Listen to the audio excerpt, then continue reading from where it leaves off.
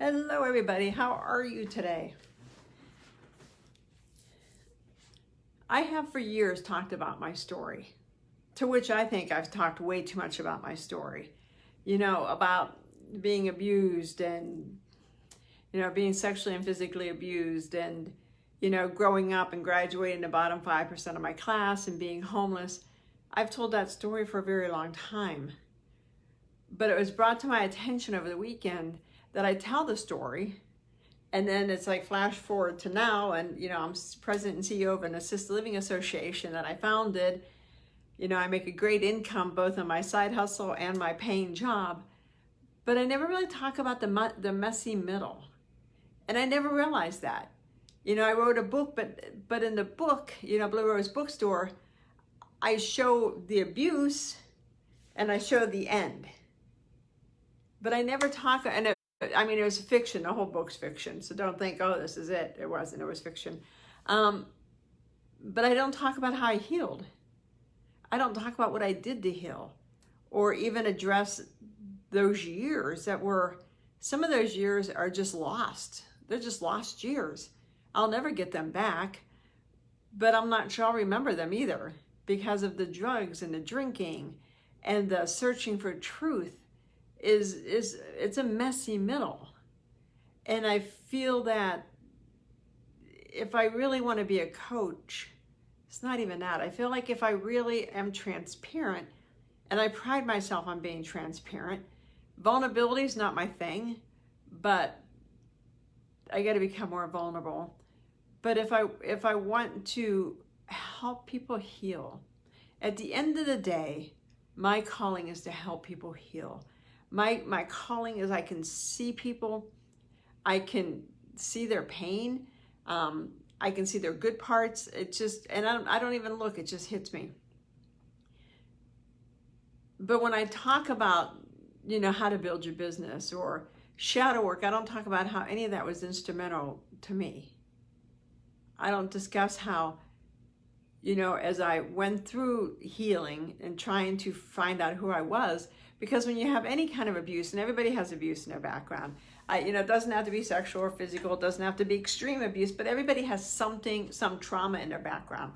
I think it's part of the human experience. It's the only thing I can equate it to. And I did a podcast last week about resilience, what makes people resilient. And when I was interviewed last week on a podcast, Health Futures with Bob Roth, he asked me what the answer was, and I said, I really don't know, because I was still pondering it. But I think resilience is the ability to keep going on. It's the ability to get up, wipe the dust off of you and keep going.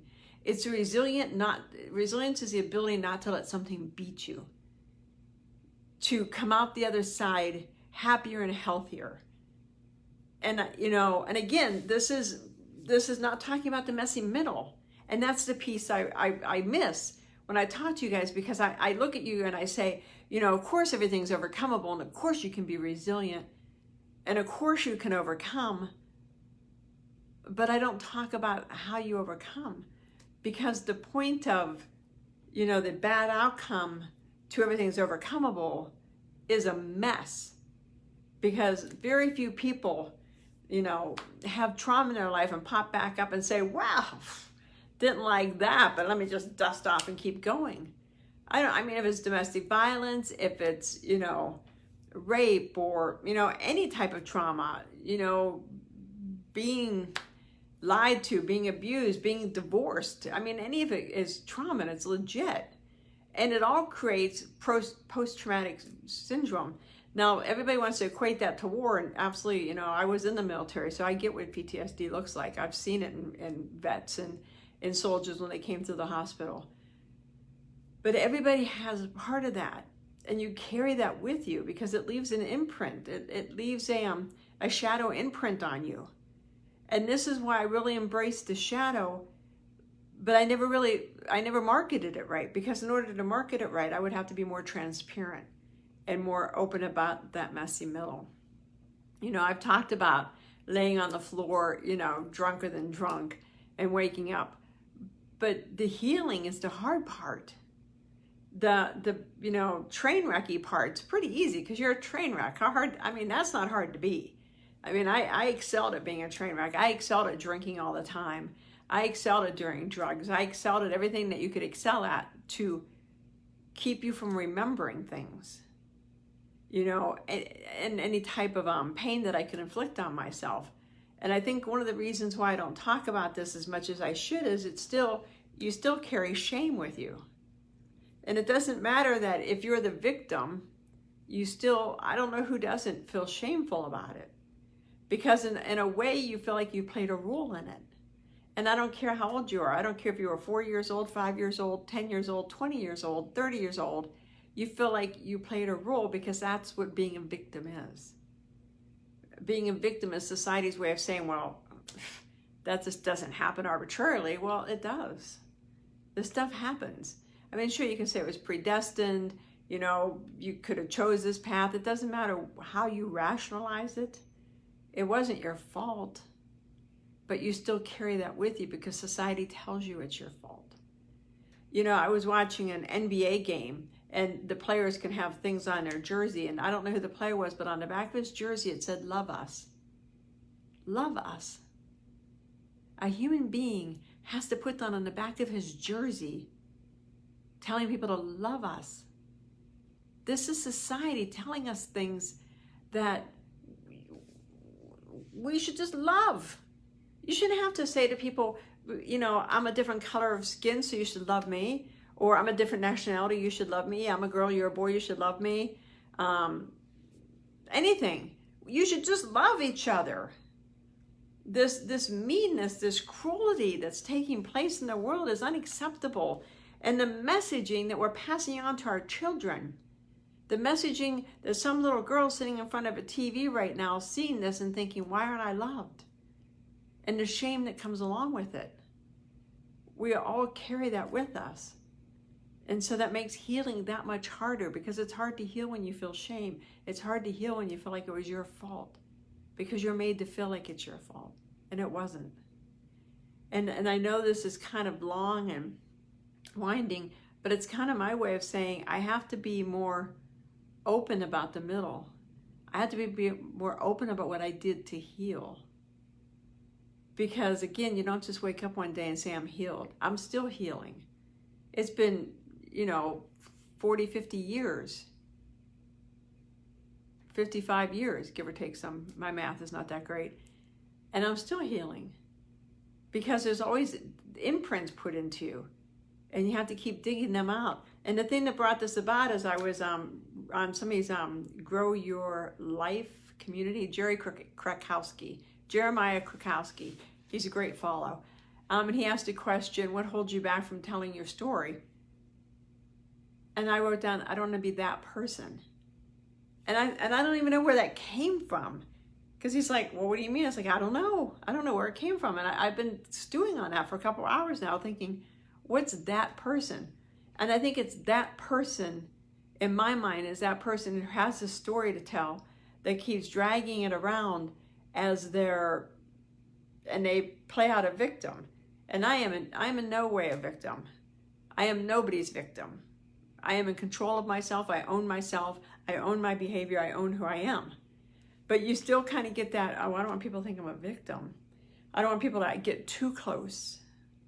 I want to keep people's hands reach. And if I want to help the world heal, if I want to make a difference, and if it's just in one person's life, that they can understand that 1, it wasn't their fault, 2, they can recover, and 3, everything will be okay. But you've got to be willing to do the work, and you've got to be willing to look within. Everything sits here, and you've got to be willing to dig it out and look at it, and that's what shadow work is. Shadow work is the messy middle. It's digging out why you feel this way, or why do you say what you say, why do you act like you act, why do you do what you do? What is that part telling you? Because that's the shadow. When you heal the shadow, you heal things. I mean, I've healed so much over the past couple years, probably over the past, I can't remember the first time I read Debbie Ford's books, her shadow books. And when I read them, it was just like, this is it. This is the answer. You have to look at your shadows. And if you want to know if you have shadows, do you have the life of your dreams? If your answer is no, or, you know, those of you sitting there going, well, yeah, I do. I'm happy. I have a good marriage, good job, good life. But is it your dreams? What do you dream about? If you don't have the answer of your dreams, the life of your dreams, then we got some shadow work to do. And yes, I love helping people build their business, because for me, when you help, business building to me is a way into your shadows. It's a way in to figure out what's really going internally that's holding you back from being the person you want to be. That's all I want to do. I want to help people heal what's holding them back for being the person they're meant to be. And I think until I start exposing that middle healing piece and what it looks like, and how, you know, healing and resilience doesn't happen overnight. Healing and resilience happens when you begin to forgive yourself. You know, and sure, you need to forgive the person that harmed you. And I don't mean call them up and say, gee, or her, or whomever, I forgive you. Just, you know, I forgive and give it to God. It's that piece that's the hardest piece. And I don't think people really teach that piece. I don't think people really teach, you know, we all teach limiting beliefs, you know, and limiting beliefs are like shadows. I mean, those are keys to your shadows. They come from those around you that put how they believe into you. But you need to go deeper. Because sure, you can look at your limiting belief, and, you know, my limiting belief is everything I eat makes me fat, because that's what my mother used to tell me. That, you know, I wasn't like my sister. Everything she ate made her thin, which is so true. Everything I eat makes me fat, and I had the fat gene. So I believed that for many, way too many years. And if you follow me, you know, I still laugh that I believed it. But it gets imprinted. But really what it is it's hiding a shadow. And, you know, if you're carrying a weight problem, there's a shadow lurking there. If you're drinking too much, there's a shadow. If you can't get your life in order, it's a shadow. If you can't get to where you want to go, there's a shadow. I mean, every time you take 2 steps forward, if you take 20 steps back, there's something running in your life. There's something running in your mind. And that's what I never really talk about. I just say, hey, if you heal this, you'll be great. And it is true, but you got to figure out what it is. And most importantly, you have to admit what it is. I mean, I'll watch people's videos and they'll say, oh, you know, this and this and this, and this is why I haven't been on. And it'd be like, oh my God, please let me help you. Please let me help you. I can help you. But, you know, then I become that person as in creepy. So I know this is a real long way to say I think I've done my audience injustice by talking about the abuse, the CEO, and not really talking about the messy middle and everything it took to heal and how hard healing is. So if you have any questions, let me know. I'll probably be talking a lot more about this, because if you don't fundamentally believe that everything is overcomeable, then we need to talk. If you don't fundamentally believe in your heart and soul that you can be anything you dream you want to be, we need to talk.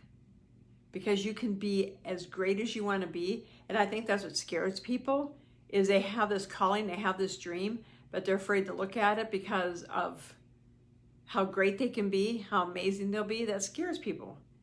Because especially women, we're told don't stand out. Who are you to stand out? You know, stay back here, stay in this line. You're not one of those that gets to stand out. But we're going to heal all that shit.